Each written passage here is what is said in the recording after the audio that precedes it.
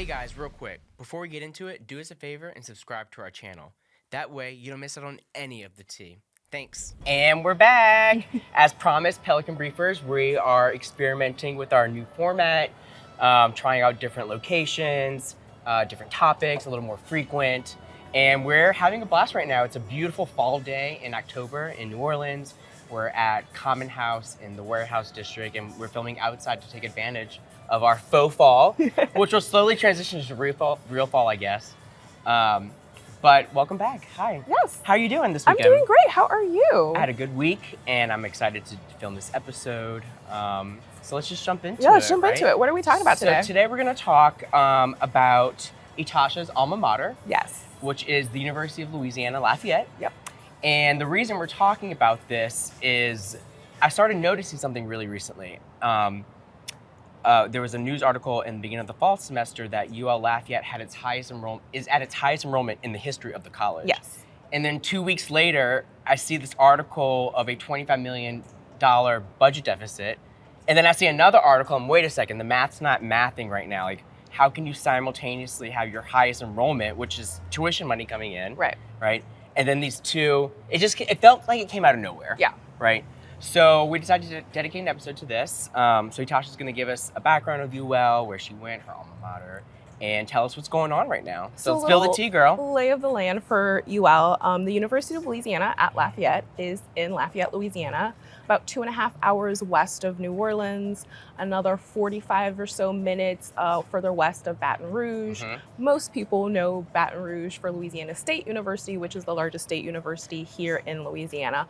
But UL is kind of the second. It is the second, right? Flagship school, so to speak. So LSU is the flagship of the Louisiana State University system. UL is the flagship of the University of Louisiana system. And so it's a really interesting time for the university right now. The long-time president recently stepped down earlier this summer, back in July. Okay. So Joseph Savoy had been the president of the university for almost 20 years. Oh, wow. Starting in, I think, 2008.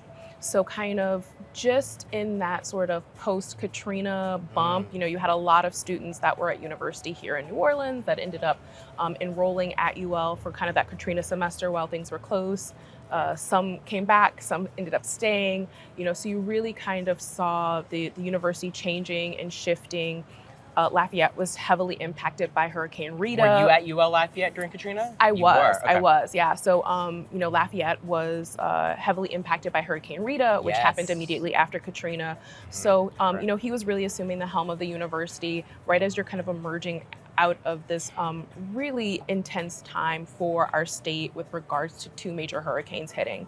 And he's guided the university through sort of that transition, through COVID, through all of these changes. Well-liked president? Yes, overall, he has been someone that I think has really had a good tenure, and people have been really pleased and really happy with him as the university president. So you have Jamie Hebert, who is currently serving as the interim president of UL, sort of stepping into this role and that started in the fall. Right, immediately being faced with this challenge of there's a $25 million budget deficit. So one of the things you mentioned at the top of our episode is record enrollment. UL did just experience having its largest freshman enrollment. But the problem and what has created this issue with the budget is that they're not retaining their undergraduates. And undergraduates is really what funds a university, right? And so they've actually had a decrease in the number of overall undergraduates at the university.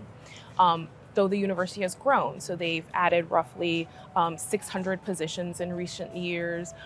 They've increased the budget because of additional academic programs, additional positions. And so that decrease in overall undergraduates has meant that the university is in a really tough spot financially. Whenever you hear a university has a budget deficit, people's immediate first concern, right, is what's going to happen to the academics, what academic programs are going to be cut. Are any being cut? So right now, the plan that President Hebert has put into place is a 5% cut from academic budgets. and 10% for all other areas. So right now, the bigger cuts are being looked at support services, athletics, things outside of the academic space in order to preserve those programs. But yeah, it's a tough spot to be in, but I also think that it is a reflection kind of overall of what we're probably seeing in higher ed is that enrollment is down because True. college is expensive.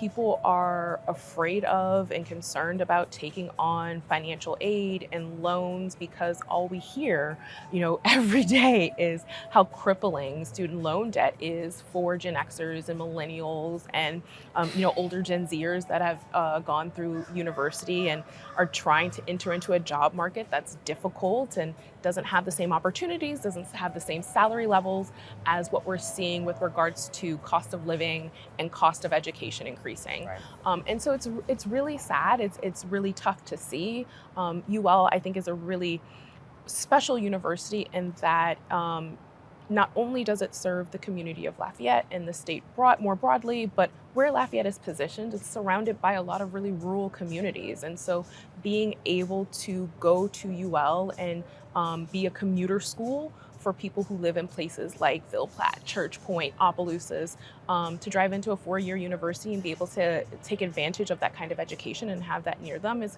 I think, something that's really needed and important here in our state, where we do still have so many rural communities and communities where people are underserved and often forgotten. So to be able to access a 4-year university degree, I think is really important. I think that UL is really a cornerstone of higher ed here in Louisiana. And so it's alarming and really disappointing to hear and see. Was this something that was slowly evolving, or did this kind of just come out of nowhere? That's what I'm trying to grapple with. I think it is something that slow burning, I don't know. Was kind of simmering underneath of the university is growing graduate programs, which unfortunately tend to be subsidized by undergraduates, right? Like you don't really make money on graduate programs. So the university was really growing in a lot of exciting ways. Unfortunately, from a financial standpoint, that population you really need growth in is undergraduates, and that's where they're actually seeing a decrease. So I think this is something that was simmering underneath. There were some efforts it was actually a close to $60 million deficit initially. And so looking at certain opportunities to cut other ancillary programs and things, kind of redirecting some initiatives, they were able to get that down to $25 million.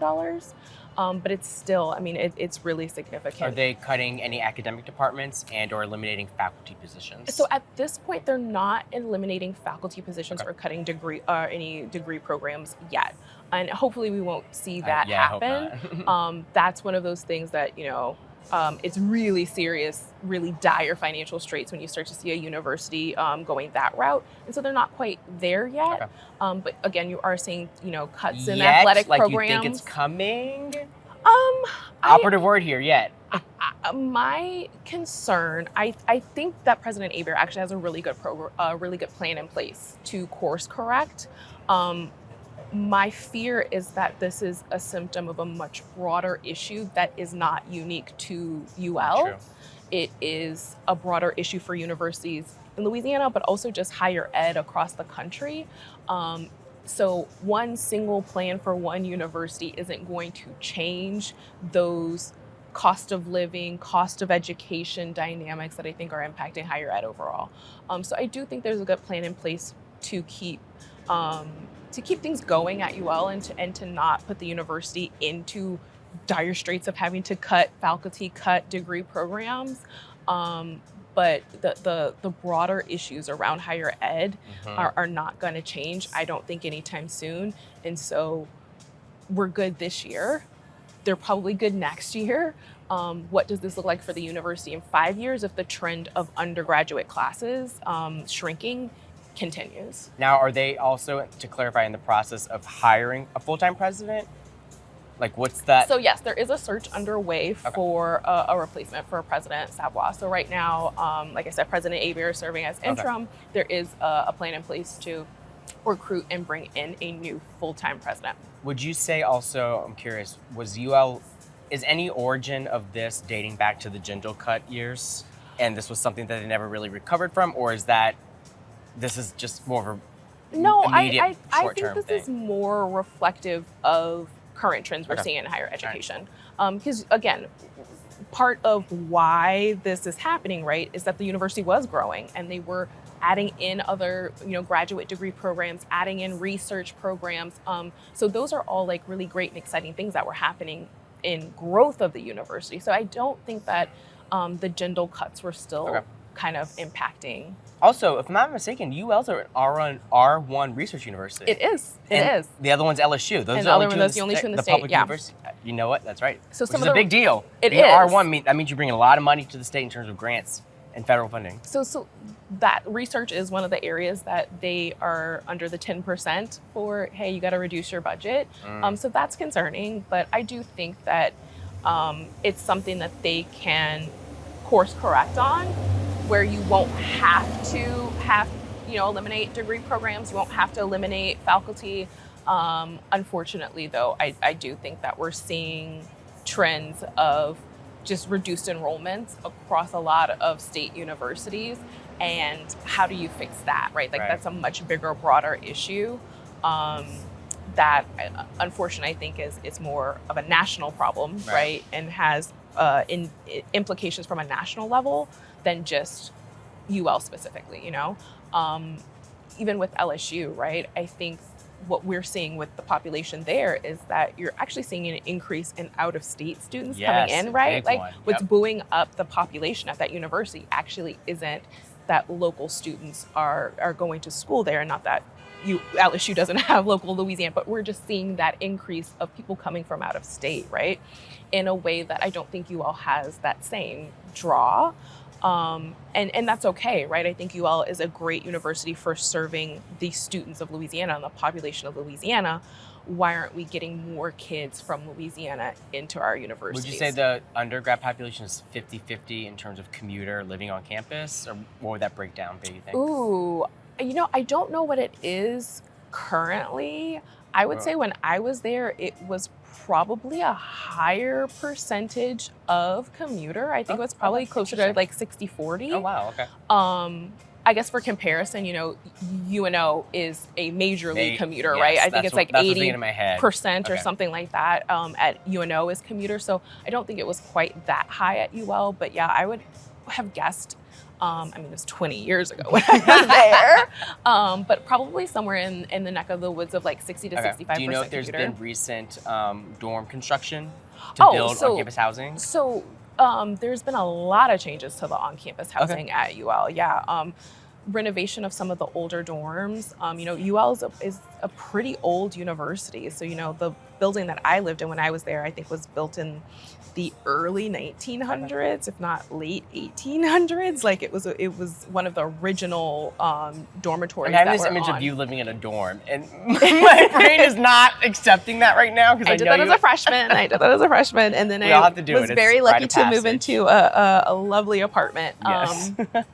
But yeah, it was older housing that they've gone and either done renovations or torn down and built brand new dormitories, on-campus apartments.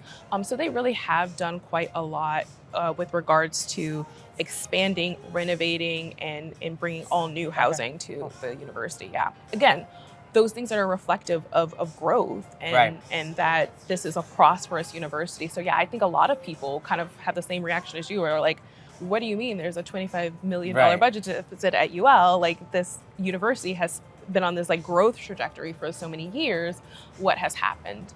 And again, I think it is reflective of a national trend, not so much someone mismanaged or did something wrong. I think they maybe got a little bit ahead of themselves, got a little ahead of their skis on, we've got all this growth, but we're not necessarily really seeing that growth happen in the population that's most necessary. It's gonna even itself out and be okay? I think that there'll probably be some course correction on certain things, right? Like, are there maybe going to be certain teams that like you don't have in the athletics department anymore because you've got to make that cut there? So we're keeping, sort of the big flagship things like football and basketball and, volleyball, but like maybe some other sports are getting cut. Maybe there's certain research programs that are not going to be able to continue. I think those things might happen. I don't foresee large cuts from Okay. an academic program standpoint. Nice. Any other important things about this we should know? No, I mean, I think what's really important is to really be looking at how are we supporting higher education more broadly Maybe in the state, here in lawmakers. Louisiana. Yeah. How are we as Great constituents having more expectations of our legislators and of our leadership here in the state? Because it is important not just for our population here, right, that we're educating future Louisianians, but also like who are we sending out into the world more broadly, right? How are we keeping Louisiana on a national stage? And our universities are a gateway for that. So if we aren't doing what we need to do to make sure that they are solvent and growing, and that starts in our K through 12, right? Like, how do you get kids to university? Well, you have to get them through public school or through private school. It's you an have ecosystem. to get, Like you have to. So how are we supporting our educational ecosystem here in Louisiana that we are continuing to send our best and brightest minds to our universities? Right. And that's where we're at. So I think they will weather this storm. I have all the faith that, again, President Hebert has put in a good plan in place to Hebert, how Lafayette, I love it. very Lafayette, very I Lafayette. was like, wait, I just thought of the connection. A Savoie and then an Savoie Hebert. and Hebert, you can't get It more. doesn't Love get more it. Lafayette than that. I love it. That's Well, that's thanks, amazing. Charles. This thanks is for a giving great us an update. conversation. So I look Absolutely. forward to our next chat. Yes, awesome. Have a great day, Pelican Briefers. Thanks for joining us today, and tune in next time. Bye. Thank you for tuning in to this week's episode of Pelican Briefs. If you haven't already, go ahead and hit that subscribe button. If you are loving the show, you can help us keep the conversation going by supporting us on Patreon. Your contribution on Patreon ensures we can continue producing quality content you love. Click the link in the description to become a patron today. Until next time, this is Pelican Briefs.